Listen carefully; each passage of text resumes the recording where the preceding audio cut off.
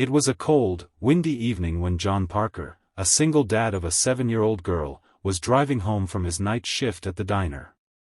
His hands were rough from washing dishes all day, his body tired, but his heart was still full, because he knew waiting for him at home was little Emily, his sunshine after every storm.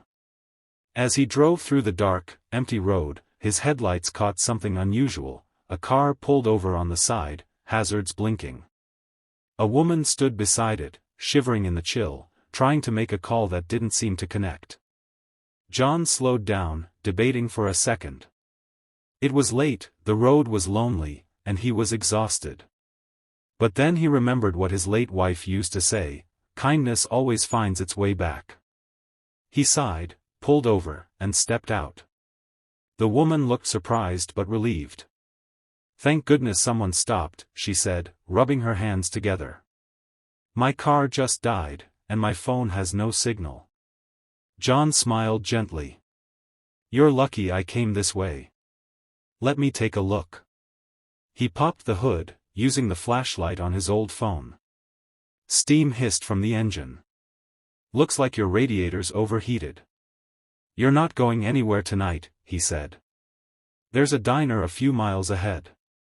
I can drive you there, you can call for help from there." The woman hesitated. "I don't want to trouble you." John chuckled softly. "Ma'am, it's no trouble. My daughter's waiting, but I can't leave someone stranded out here. Hop in." She looked at him for a moment, this man in worn-out clothes, tired eyes, and a kind smile, and decided to trust him.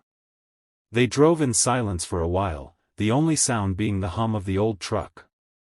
"Before we continue, I want to take a second to thank you for being here.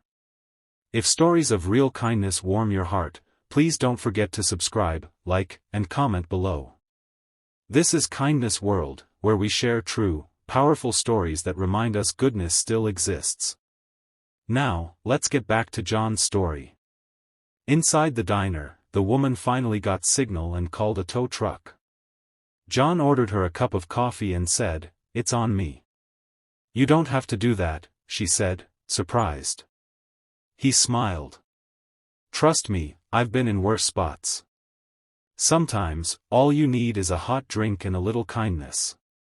The woman's eyes softened. "You're very kind. Do you always help strangers like this?" John shrugged. "I try.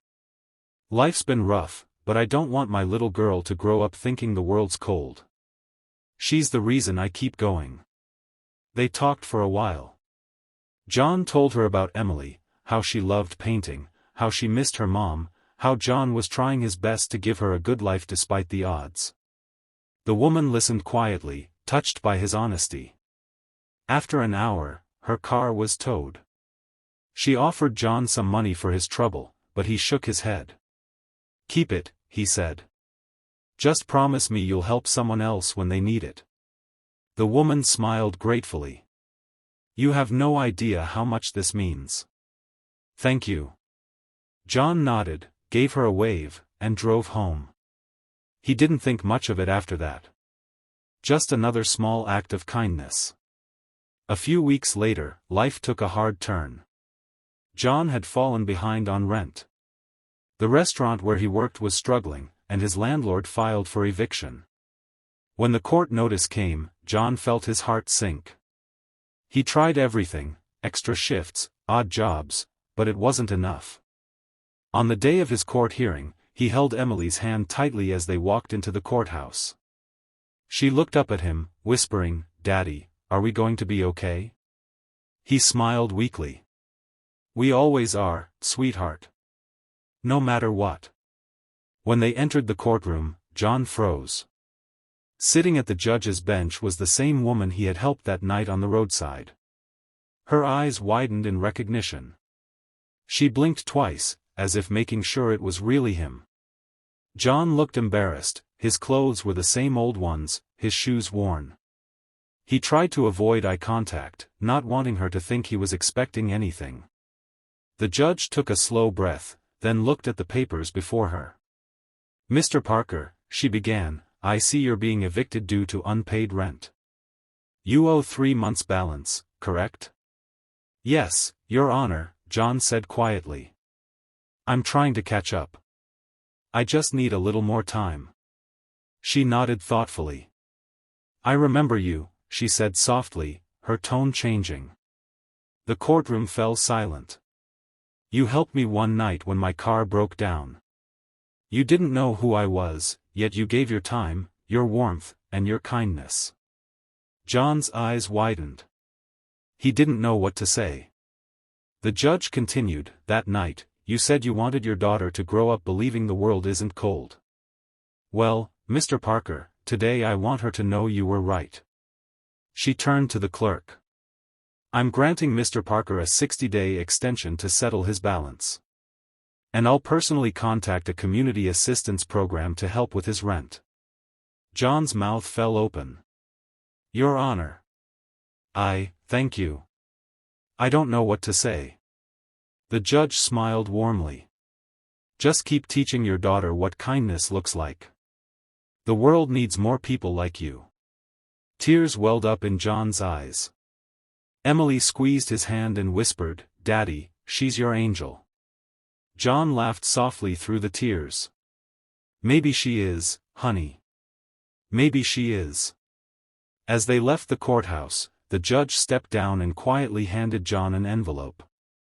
This isn't from the court, she said. It's from me. John hesitated, but she insisted. You once refused my money when I offered it. But this time, it's a gift from one parent to another. When John opened it later, there was a check, not just for the rent, but enough to help him get back on his feet.